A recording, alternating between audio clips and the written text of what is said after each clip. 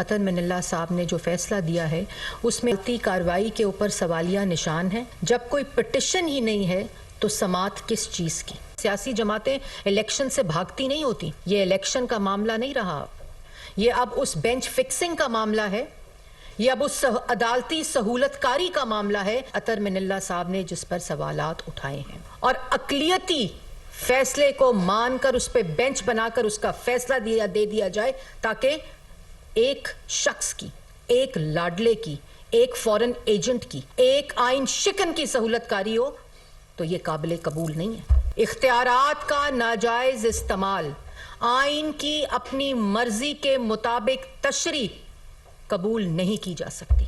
इसके बाद chief justice of Pakistan की अपनी जो पोजीशन है वो मुतनाज़ा हो गई है, उनको स्टेप डाउन करना चाहिए।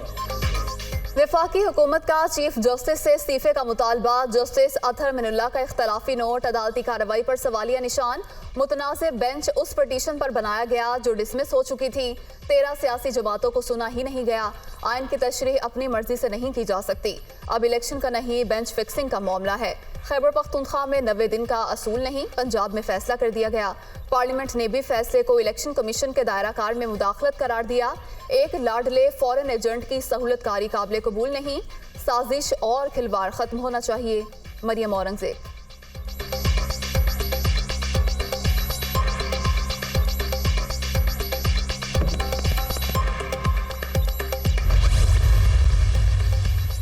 नवाज शरीफ का चीफ जस्टिस ऑफ पाकिस्तान से इस्तीफे का मुतालिबा, न जाने कौन सा अख्तियार इस्तेमाल करते हुए अकलियती फैसला मुसल्लत किया गया। अदालतें कौमों को बहरानों से निकालती हैं, उनमें धकेलती नहीं। नून लीग कायद का ट्वीट।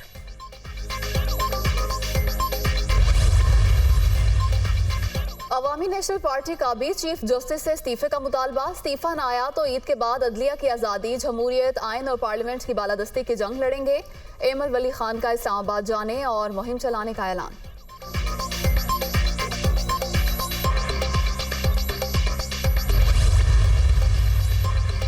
तोशाखाना रेफरेंस से मुतालिक फौजदारी कार्रवाई का केस, किसी सीनियर वकील ना ही इमरान खान को तलबी का कोई नोटिस मिला। पीटीआई के जूनियर वकील का इस्लामाबाद की सेशन अदालत में बयान, समन की तामील ना होने पर अदालत ने समाअत 11 अप्रैल तक मुलतवी कर दी।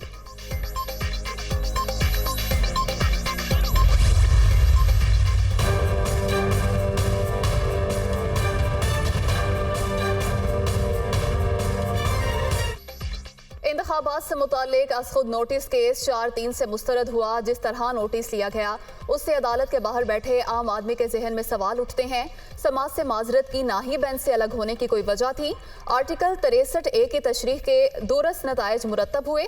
फुल कोर्ट तश्कील दिया जाता तो सुप्रीम कोर्ट की गैर जानिबदारी और आज़ादी के हवाले से एतराज़ात से बचा जा सकता था। जस्टिस अतर मिनल्ला का इख्तलाफी नोट जारी, कासिम सूरी रूलिंग केस का हवाला, जस्टिस मंसूर और जस्टिस जमाल मंदुखेल की राय से इत्तफाक, सियासतदानों को अपने मामलात मुतल्लिका फोरम पर हल करने चाहिए। नोट का मतन।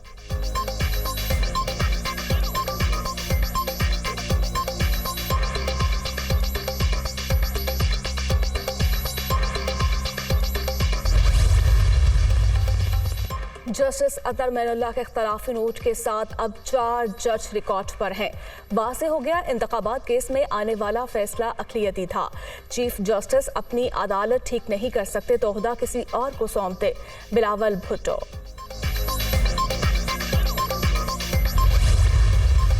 सुप्रीम कोर्ट के जजेस ये तय कर चुके हैं कि बेंच बनाना चीफ जस्टिस का इख्तियार है। मरियम औरंगजेब ने जो प्रेस कॉन्फ्रेंस की है, एक मरियम नवाज की खुशनुदी हासिल करने के लिए, जब आप हुकूमत में होते हैं तो बहुत सारे खुशामदीद भी आपका बेड़ा गर्क करवाते हैं। क्या परसों हुकूमत ये पैसे ट्रांसफर करेगी? यानी अगर वो नहीं करेंगे तो जाहिर है फिर अगला मरहला शुरू होगा जिसमें कि वज़ीर आज़म को तौहीन अदालत में सुप्रीम कोर्ट में बुलाया जा सकता है और उनको डिस्क्वालीफाई भी किया जा सकता है। सुप्रीम कोर्ट के 8 जजेस कह चुके बेंच बनाना चीफ जस्टिस का इख्तियार है। फैसले तस्लीम करना सब पर लाजिम। पूरी कौम अदालत के पीछे खड़ी है। जब हुकूमत में हो तो बहुत से खुशामदी बेड़ा गर्क करवाते हैं।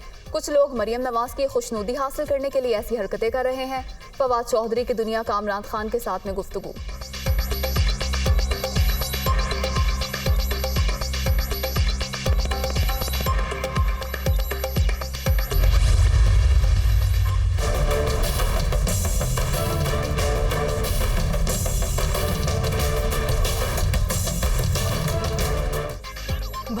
नफरत अंगेजी से मुआशरा तकसीम और कौमी सलामती मुतासर हुई।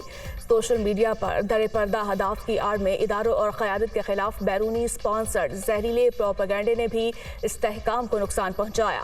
कौमी सलामती कमेटी ने अवाम को रिलीफ की फ्राहमी को मरकजी हैसियत की हामिल करार दे दिया। कौम को पायदार अमन की फ्राहमी के लिए फोर्सेस की कुर्बानियों का एतराफ। दहशत गर्दी की हालिया लहर कलदम DTP के साथ नरम गोशा रखने की पॉलिसी का नतीजा है। अमन दुश्मनों को बिला रुकावट वापस आने की इजाजत दी गई। खतरनाक दहशत गर्दों की वापसी से मुल्की अमन और इस्तेहकाम मुतासर हुआ। शहबाज शरीफ की ज़ेर सदारत इजलास का एलामिया जारी। अर्ज़े पाक को दहशत गर्दी से पाक करने के लिए नए ऑपरेशन की मंजूरी।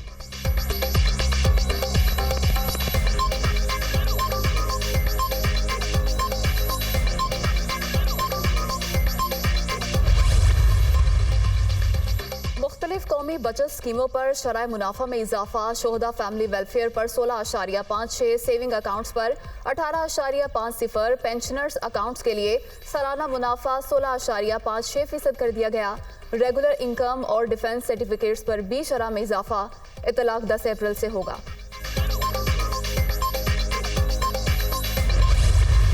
रमज़ान में भी महंगाई की दुहाई। एक हफ्ते के दौरान 0.92% इजाफा। मजमूई शरह 44.49 तक पहुँच गई। आटा, चीनी, दालें, चावल, दूध और अंडे भी महंगे। बुनियादी अशिया पहुँच से दूर होने पर शहरी परेशान।